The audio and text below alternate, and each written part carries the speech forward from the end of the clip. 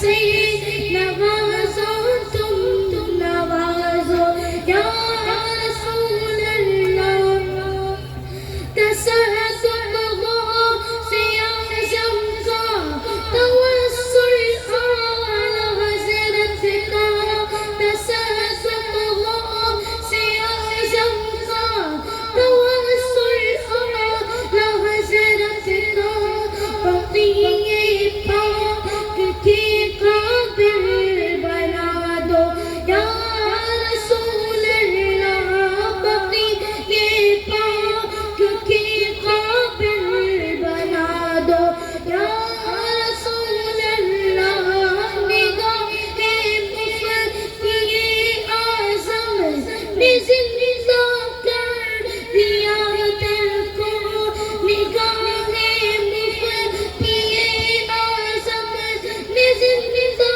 کر دیا دل کو انہیں کا ساتھ محشر میں عطا ہو یا رسول اللہ انہیں کا ساتھ محشر میں عطا ہو یا رسول اللہ تمنا یہ لیے جاتا ہے حق کا شاکر نوری تمنا یہ لیے جاتا ہے حق کا حسن نوری اسے اذن مدینہ پھر عطا ہو یا رسول اللہ اسے اذن مدینہ پھر عطا ہو یا رسول اللہ نبھا لو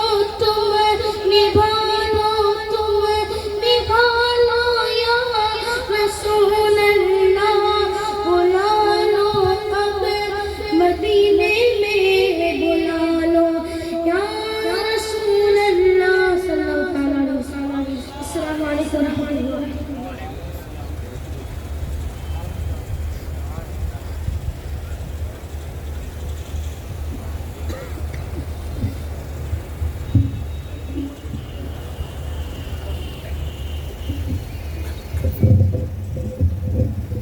السلام علیکم.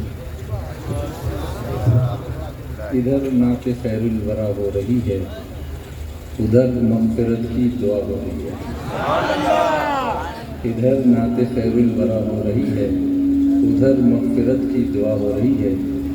یہ فیضان نعت نبی کا ہے شاکر، کرم ہو رہا ہے، عطا ہو رہی ہے.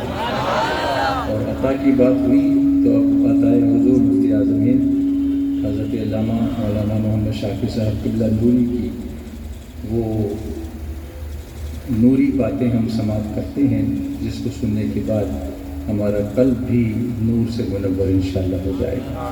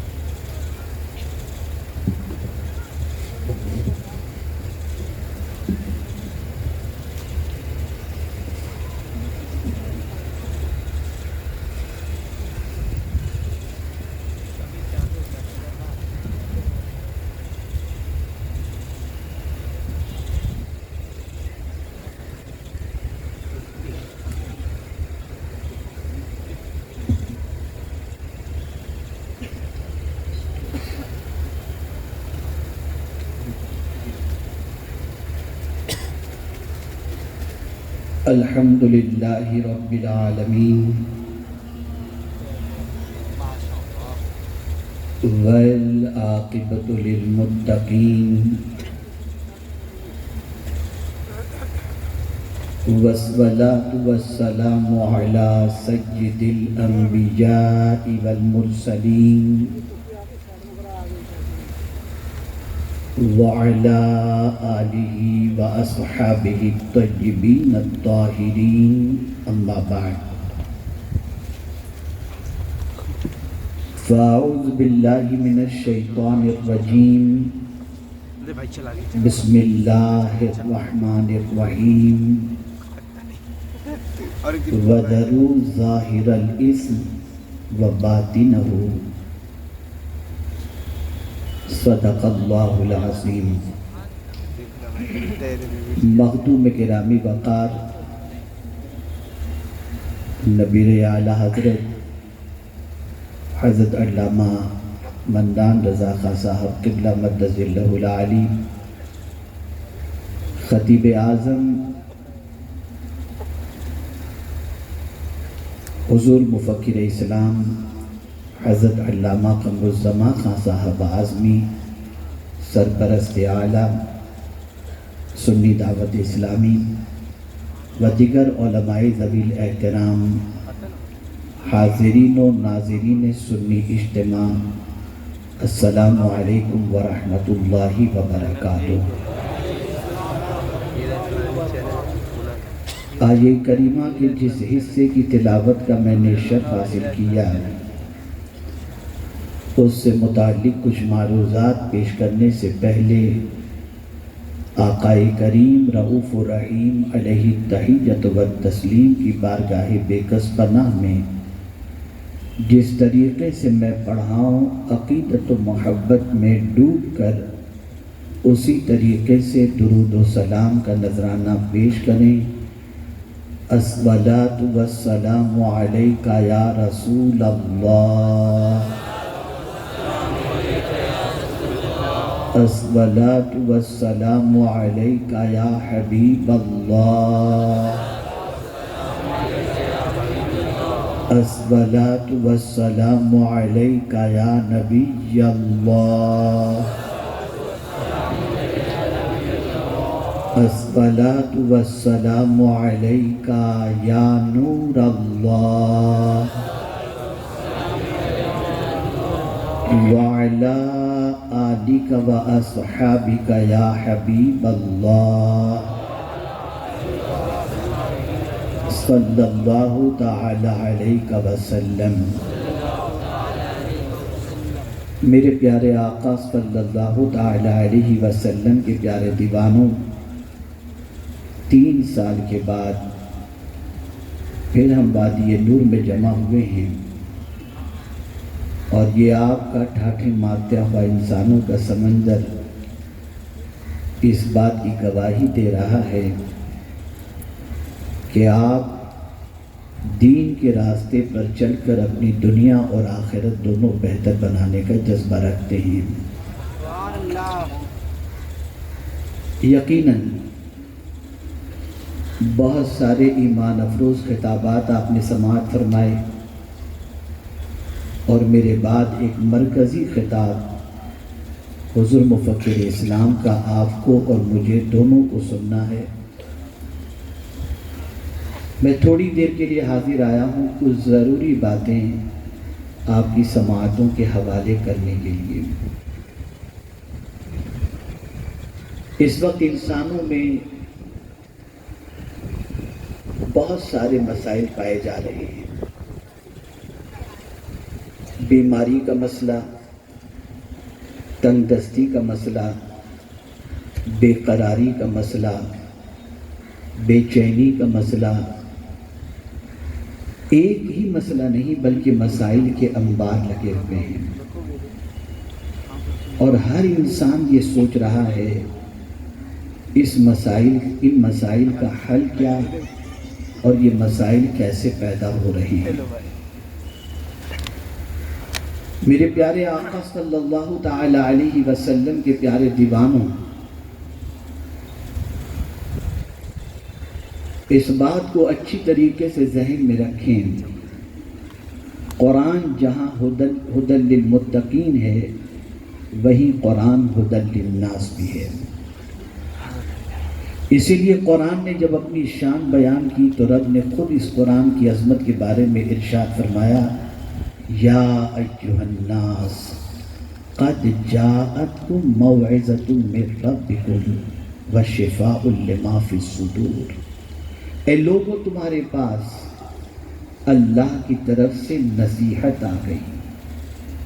یہ نصیحت دینے والی کتاب ہے، یہ راستہ دکھانے والی کتاب ہے، یہ پرابلمز کی سولیوشن والی کتاب ہے، یہ پرابلمز کا ریزن بھی بتاتی ہے یہ کتاب، اور پرابلمز کے سولیوشن کو بھی یہ پیش کرتی ہوئی نظر آتی ہے۔ آئیے میں آپ کو بتاؤں، آج دن بدن اگر انسانوں کی زندگی کا جائزہ لیا جائے تو حالات بد سے بدتر ہوتے جا رہے ہیں، بیماریاں بڑی تیزی سے پھیل رہی ہیں، تندرستی بڑھ رہی ہے، مہنگائی شباب پر ہے، اور گرمی بھی آپ دیکھیں تو وہ بھی اپنے شباب پر ہے۔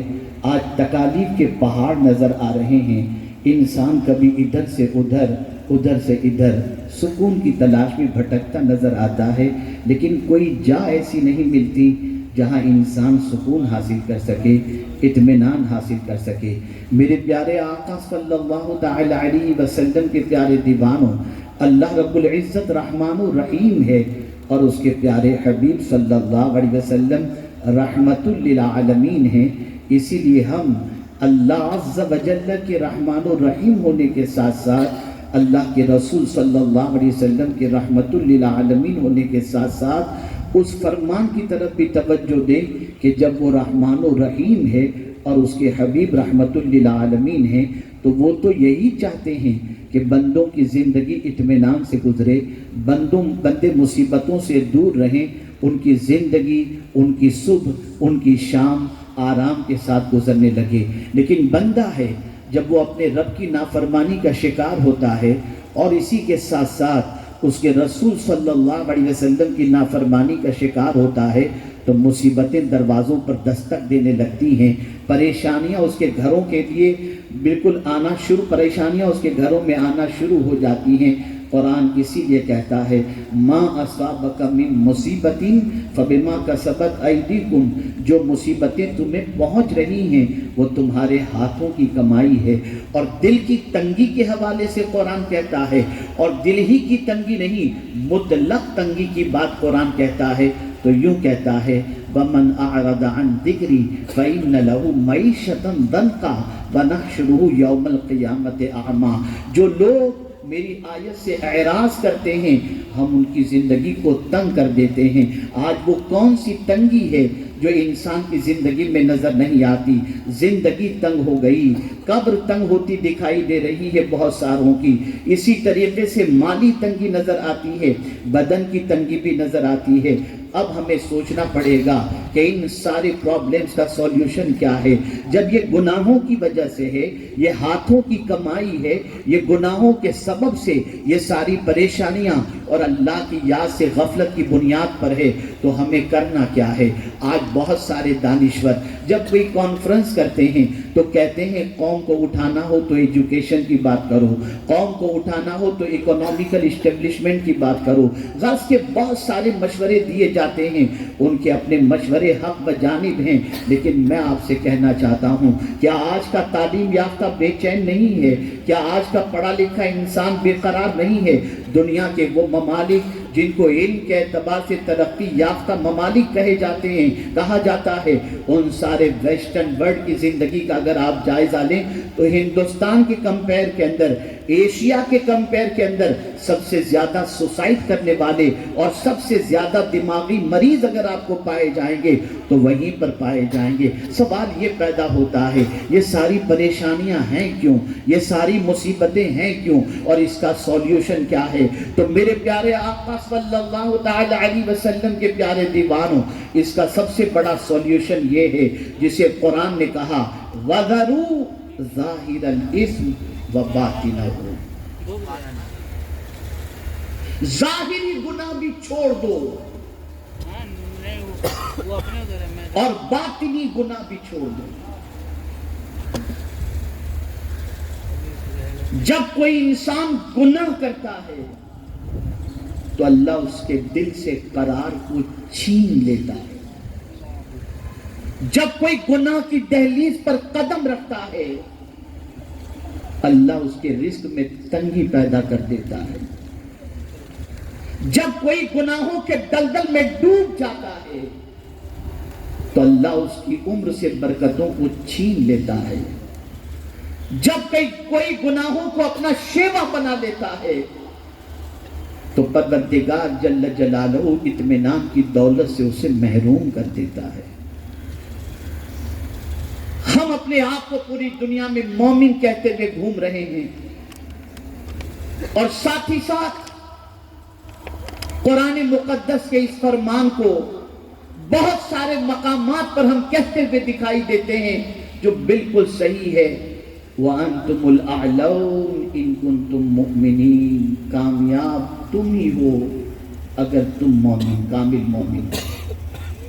کمال ایمان کے بعد کامیابی۔ تو آج اگر عالمی سطح پر ہمیں کوئی کامیابی نظر نہیں آتی تو قصور ہمارا ہے کہ واقعی ہم کامل مومن ہیں، ورنہ اللہ کا فرمان تو حق ہے، ان اللہ لا یخلف المیعاد۔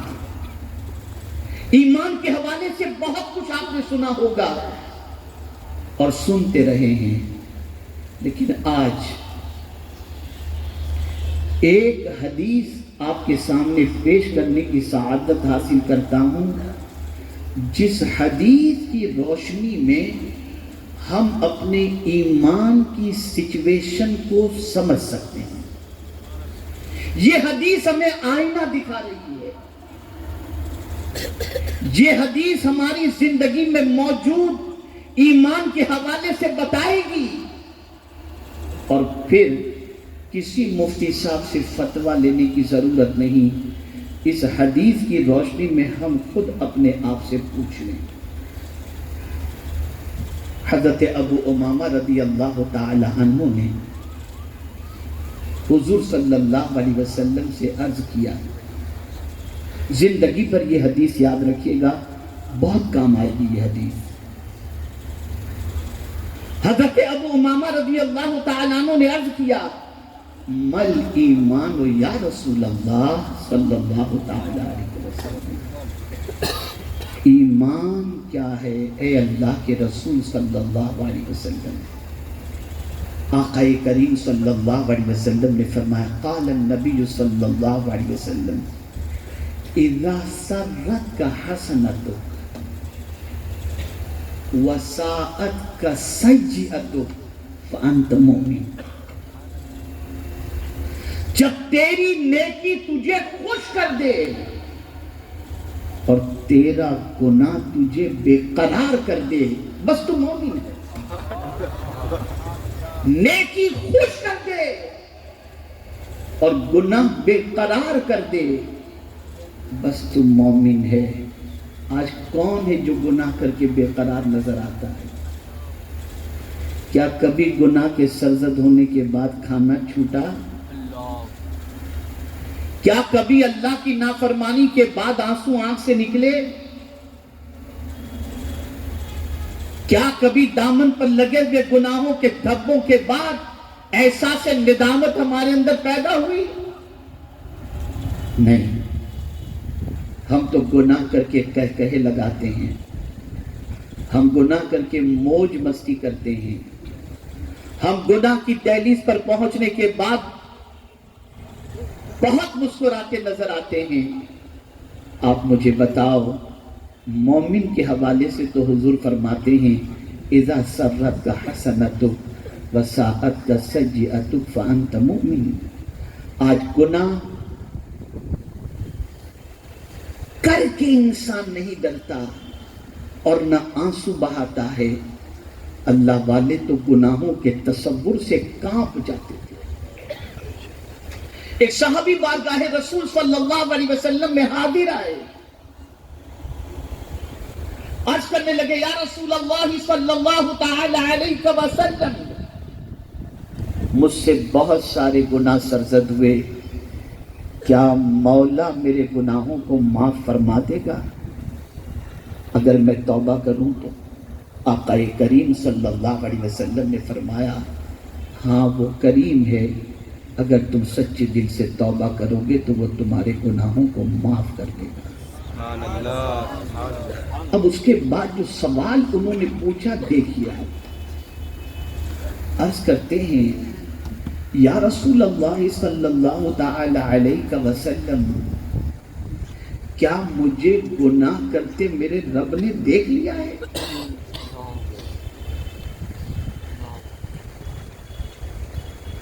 آقا کریم صلی اللہ علیہ وسلم نے جب اس بات میں جواب دیا، پازیٹیو جواب دیا، ہاں فرمایا، وہ صحابی کی چیخ نکلی اور روح پرواز کر گئی۔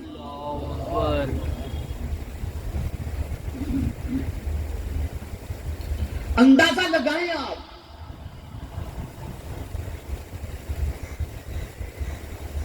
صرف اس تصور نے کہ مولا نے مجھے گناہ کرتے دیکھ لیا،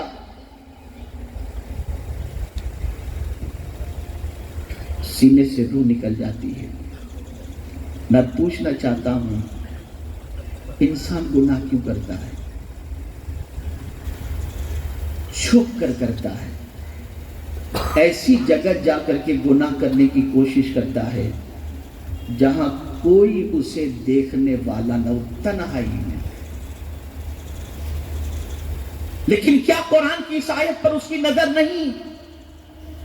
ان اللہ لا یخفی علیہ شیء فی الارض ولا فی السماء، زمین و آسمان میں کوئی چیز ایسی نہیں جو اللہ سے چھپی ہوئی ہو۔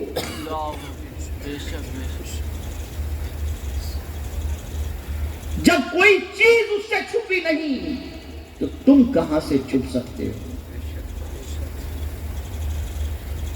جب کوئی چیز اس سے پوشیدہ نہیں تو کس گڑھے میں جا کر یا کس ہل اسٹیشن پر جا کر یا کس تاریک راستے پر جا کر یا کوٹھری میں جا کر کے تم گناہ کرو گے؟ کبھی انسان گناہ کرتا ہے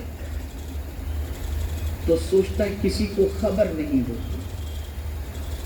ایسی جگہ جا کر گناہ کرو جہاں کوئی پہچاننے والا ہی نہ ہو۔ کہاں چھپو گے؟ کس جگہ چھپ کر گناہ کرو گے؟ اس کریم نے فرمایا یعلم خائنۃ الاعین وما تخفی الصدور، وہ آنکھوں کی خیانت اور دل کے بھید کو بھی جانتا ہے، اس لیے کوئی تمہارا پہچان والا ہو